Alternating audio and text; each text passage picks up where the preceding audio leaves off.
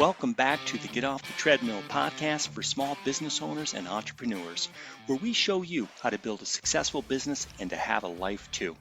We're going to dive into another topic that helps us make more money in less time and to get off the treadmill so we can experience a life of significance. And now, your host and the author of the #1 best-selling business book, Making Money is Killing Your Business, Chuck Blakeman. I've got Cassie Morris back. She's an entrepreneur from Denver, Colorado. We've had her on before. Dreaming of entrepreneurship for years, Cassie took her professional experience and used it to pursue her own business, launching Clover Communications and Strategy in 2024, which provides business owners with process analysis and operations consulting.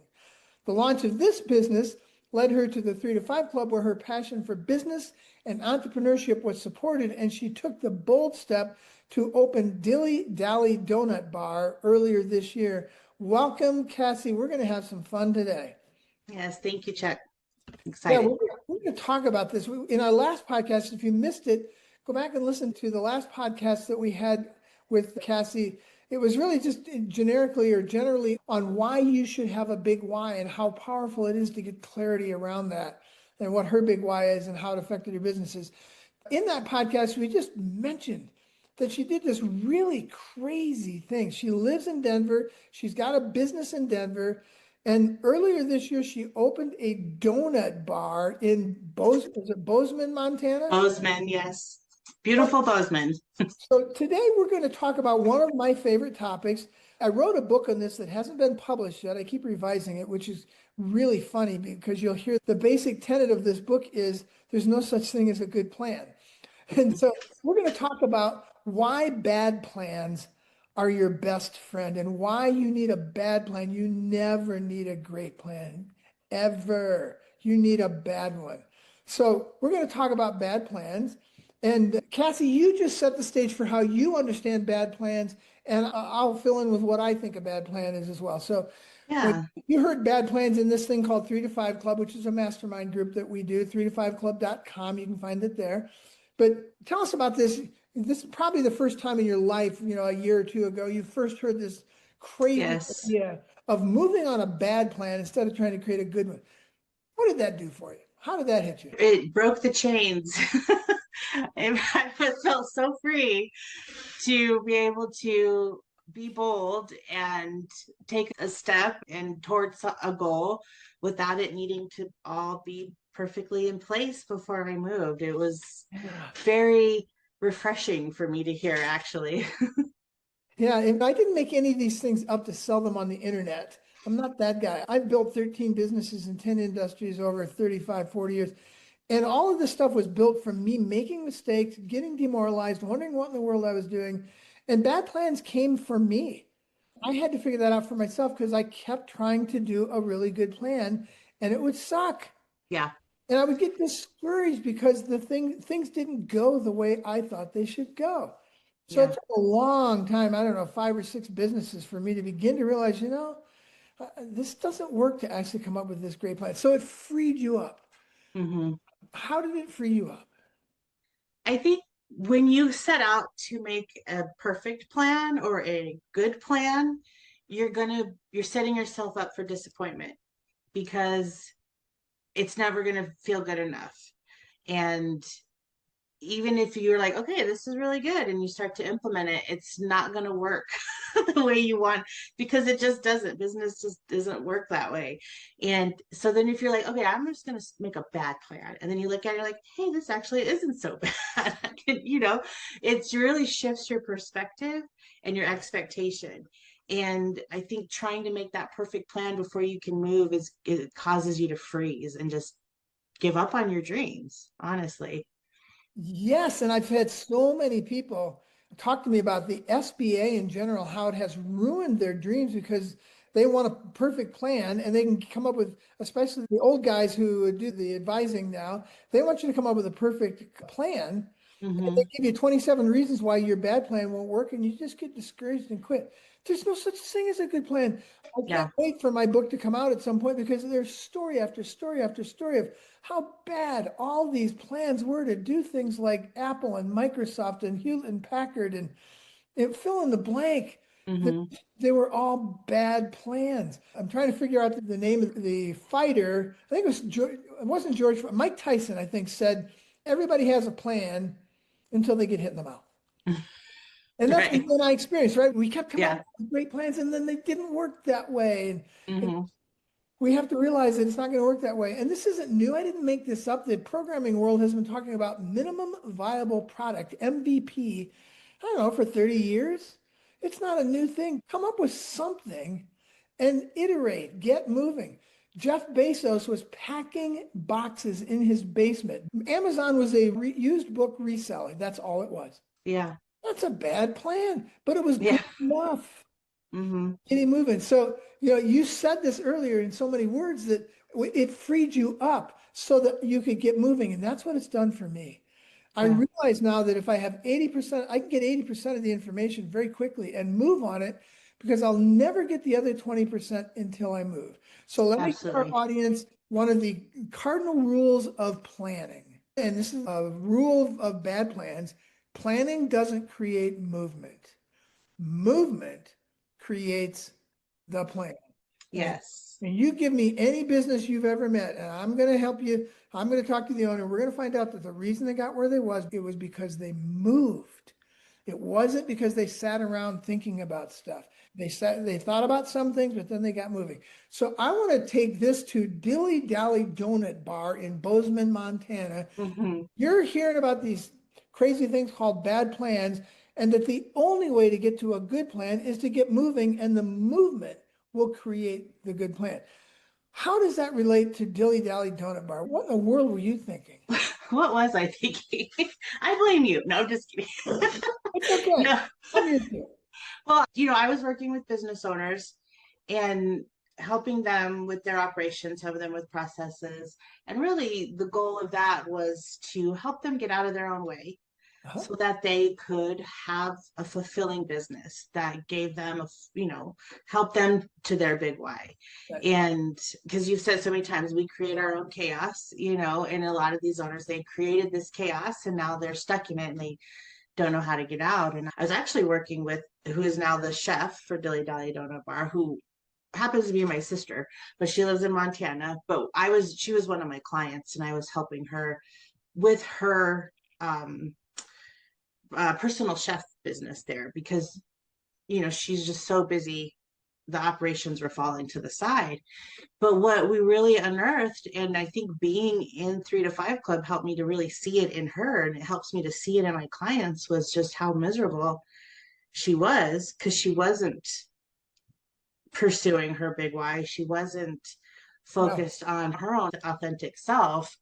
And I was just like, let's make this happen. It was a dream that she had. And my dream is helping business owners realize their dreams, and she's like, I don't know how we're going to do this, and I was like, you get the recipes and let me get it started. And I was just so emboldened in the 3 to 5 Club to have the audacity to think it could actually work, And I was like, we just got to get started. And here we are. So it was a terrible plan. Terrible plan. Did either of you die? No. Okay, the business is still going. Is the plan better now because you've actually hit the ground and made some donuts? Plan's so much better. Okay. We're actually expanding, and I have so much fascinating data to take with me to make the plan better for our expansion and our growth. And, feeling the growing pains for sure, but we're still here. And this is at the end of the day, we're still here. And she and I still have a relationship and my family still supports me, and it gets better every day. So I want to stop on something. You dropped a mic there. There's research done by a Frenchman. I'm trying to remember his name. Francis French name. The name of the study is Entrepreneurial. It was 2011. It was a research, might even been a PhD study. It was research, fancy research, 2011. The name of it is Entrepreneurial Intuition, a Cognitive Approach. He couldn't help himself. He's an academic. He took a cognitive approach to intuition. And he researched what made entrepreneurs successful. He found 600 of them that were successful, And he studied what their decision-making habits and their movement and how they dealt with data. And what he found was two things made these stand out from everybody else. Number one, they moved on a minimum amount of data. They got 80% of it in a few weeks, and the other 20% they had never gotten no matter how long they sat on it. So they got whatever data they needed to build their minimum viable product, and they got moving. So number one, they got moving. And then the second thing he found was as soon as they got moving, this is what you said earlier, I got all kinds of data now. Yeah. And the second thing, they don't just go flailing out there on intuition and hope for the best. No, they use intuition to get moving. Hey, if I do this, I kind of think this could be a good idea, this idea of a donut bar. And as soon as they do it, they start researching, looking at the data that's coming at them and saying, is this a good idea? How can I make it better? And that's how the good plan becomes a great plan. Planning doesn't create movement. Movement creates the plan, and it creates the good plan. So you just dropped the mic there by saying, I moved on this. We didn't have all the information. And then as soon as you started getting information, you paid attention to it. That's the cognitive kicking in. We do not ignore the cognitive with the intuitive. Right. We put the two together. Einstein said the highest form of human intelligence is intuition. Mm. And we've lost the connection with that. We think cognition is the highest form. No, it's not. He actually said cognition exists to serve intuition. And that's what this guy found in his research. Get these guys get moving intuitively. Yeah. And then they use the cognitive data to see if they were right. And that leads us to success. Does it mean that you always get it right? No, of course not. But I guarantee you, if two people got the idea of opening a donut shop in Bozeman, Montana, you moved on it and the other person is still researching their data, you are so much farther ahead and you have better data. Absolutely. Absolutely. I was going to say that a bad plan gets you moving, but you do have to be paying attention. And I feel like the plan talks back to you, like, okay, now that didn't work, or that wasn't quite what we thought. And then you tweak And your Cassie, plan. that's you looking at the data when you say the plan talks back to you. Mm-hmm. That's you saying, plan, here's what I know to do. Did it work out? Did that make sense? That's the plan talking back to you. Yeah. You're paying attention. You're using the cognitive to support that intuitive decision you made. And it's rarely going to create a bad situation for you because you are using that data. You don't run into brick walls. The people who Right. run into brick walls are the ones who do the intuitive thing with no data after it. They just work really hard Mm-hmm. and something good will happen. And they ignore the data.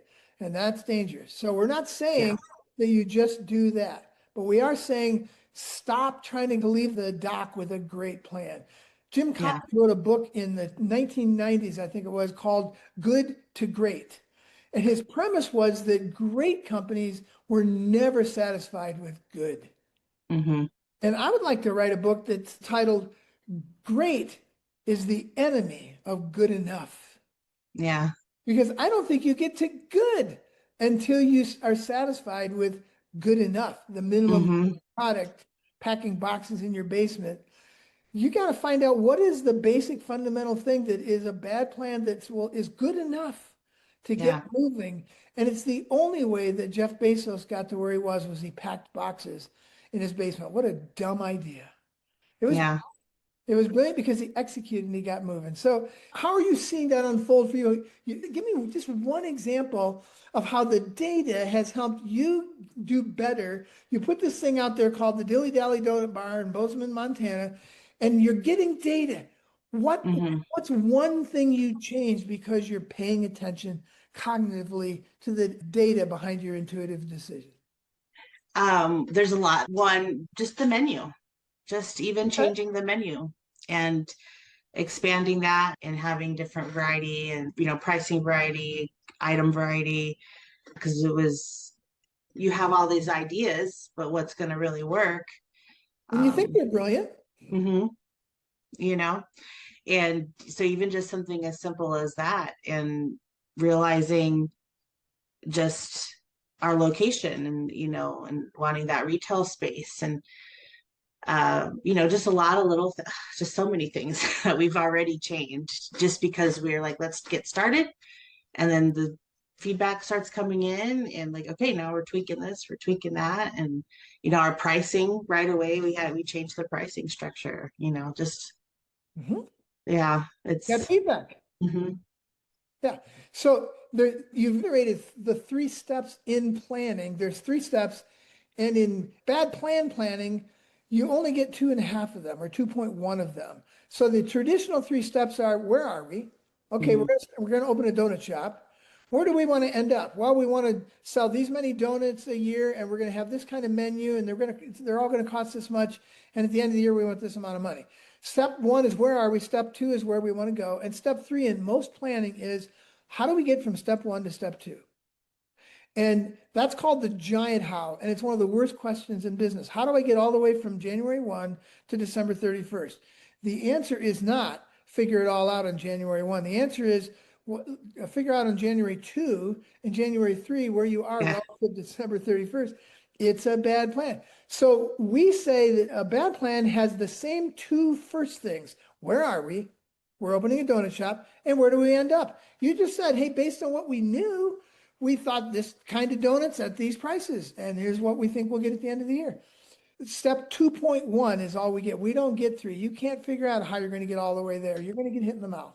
So all Yeah. you get is, what should I do in, say, like the next week or the next 2 weeks to get to December 31st? Absolutely. What do I need to do? Because there's tons of things. But what's the one thing I might try in the next week or two relative to December 31st to where I want to be then? Change my prices, drop some things from the menu. It's that kind of movement. It's Mhm. 2.1 movement. Every week, every 2 weeks, you do one thing, you test it, you see how it goes, you test something else, you see how it goes. Yeah, That's why absolutely. successful entrepreneurs and business owners are successful. They get out there, they get moving, and they take the data. And you're Yeah. all of that. What's some things you've run into that were surprising to you because you put this thing out there in this crazy idea of opening something where you don't live, and now you're getting data? Is there a left turn or any adjustments you've had to make because the data has hit you in the mouth? Yeah, we're definitely getting into a new space sooner than we thought we would. We need the foot traffic, and where we're kind of tucked away.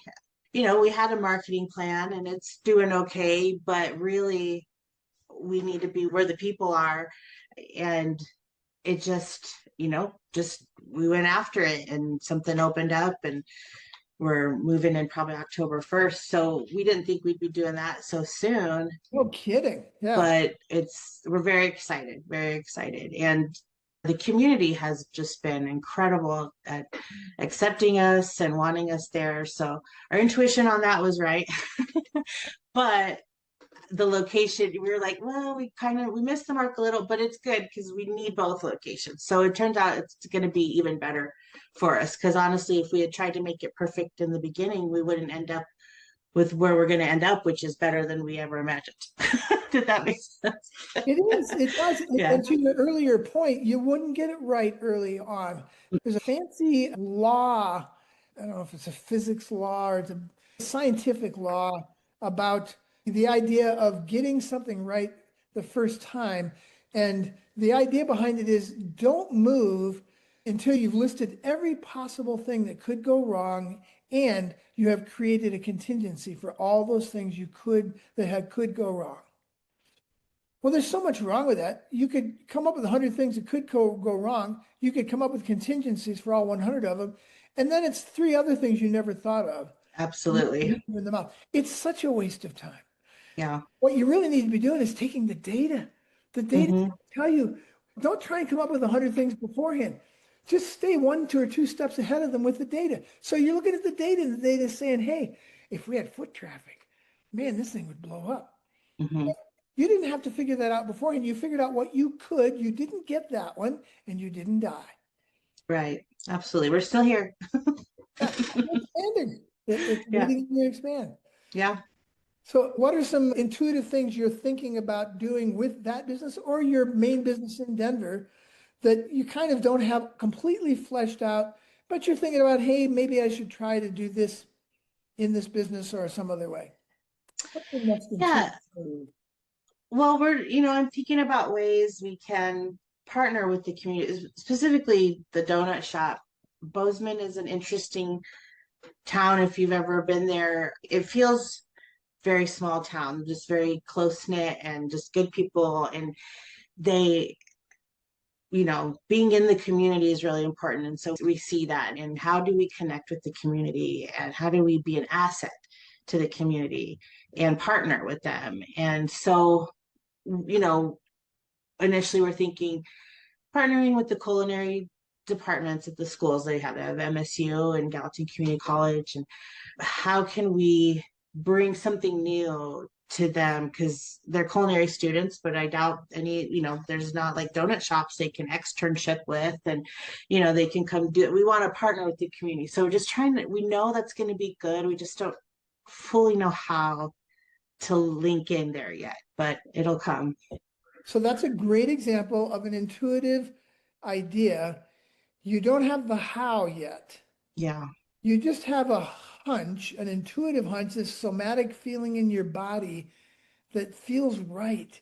And Yeah. your cognition can't deny it yet. It might have some problems with it, but it can't say this is utterly stupid. And so you got this hunch and you don't know how to figure it out. What can you do with that to begin to figure it out? What's the first step to figuring that out? Well, we're just going to start talking to people. I'm going to start calling these schools and introducing ourselves. They already know. We've already talked to them a little bit, and just start getting their ideas on what do they need and what would they like to see in a partner, and kind of go from there. Because really, we do want to be linked with the community, in a special way, and we have to hear from them. So I just starting to just talk to people and build that from there. Yeah, and again, I just want to tell people I love your response, because your response could have been, well, we need to sit in our ivory towers and find more and do more research and think about this more and come up with 111 ways in which we might be able to work with our community. Yeah, you could do that, but you'd been sitting on the beach after the ship left. Yeah. Yeah, why don't you talk to people and ask them what do they think would be a good idea? Yeah. And this is where the mantra comes back in. Planning doesn't create movement. Right. Movement creates the plan. So you're going to move, Mm-hmm. and will come to you because you're out there moving. So Absolutely. I love how one of the reasons I wanted to have you on with this, because you're so intuitive about your intuition. You just do this naturally. You didn't need all these principles. You just needed permission, I think. You needed to, Yeah. you weren't already crazy. I think I get the feeling you thought this way before you ever came around us. And then when you came around us, it's like, oh, I have the freedom Yes. to think the way I'm supposed to be thinking. I don't have to have it all figured out beforehand. This is Yeah. great. So good. Yeah. Thank you. Yes, you hit the nail on the head there, because I always felt like a bull in a china shop. I'm just gonna get it. I'm just gonna try something, And but when I found you guys in the group, and I was like, oh, there's nothing wrong with me. Like I'm like, this is good. I can actually use this to my benefit. But what it really came down to making it work was being okay with the data, because the data is not always positive, and No. the results are not always positive. And so, my old pattern would be bull in china shop, breaks everything, runs away and hides, Yeah. Yeah, and today the difference would be bull in a china shop, break something, get the data, break something else, get the data, fix something, get fix the data, it. move forward, get the data. Yeah, Exactly. and so it's still okay to break stuff, Right. but you do it with data. I love it. Absolutely. So how can people get a hold of you to talk more about either one of your businesses or how you took this journey? Because I think we all as business owners need community. And Yeah. if I'm a business owner out there who started my own fill in the blank yogurt shop and I'm panicking, it might be really nice to have a friend. How can people get a hold of you just to talk or to ask you questions or to meet on a once a quarter, once a month basis to say, hey, Yeah. support each other? Absolutely. Well, I have contact information all over both of my websites. So clovercommunicationsandstrategy.com and then dillydallydonutbar.com. I manage both of those. So it'll come to me. I'd love to talk to anybody. Community is so important. I was always alone on an island and by my own design, not really realizing it, but yeah, community's important. it was something I don't have any regrets, but for 50 plus years, I was the rugged individualist. And I've learned later in life how much I missed the lessons I missed and the richness, the companionship and just the support, all that fun stuff. If you're a rugged individualist out there, man, find 3to5club.com or any mastermind group that you can find in the community, or call Cassie. This was fun. I really thank you, Chuck. Being with you, and encourage you to keep going, and don't dilly-dally, just keep going. Yes. Or we say don't lollygag, but dilly-dally. Dilly-dally to the donut bar. I love it. Thanks for being on the show. Thank you so much. Of course. Thank you, Chuck. That wraps up another episode of the Get Off the Treadmill podcast. If you found this podcast helpful, please subscribe and hit the like button to ensure you are receiving the latest tools you need to grow your business and to get off the treadmill. If you want more information on the 3 to 5 Club, the Crankset Group, or to book Chuck as a business advisor, speaker, or workshop leader, you can contact us at grow@cranksetgroup.com. Until next time, have a great week.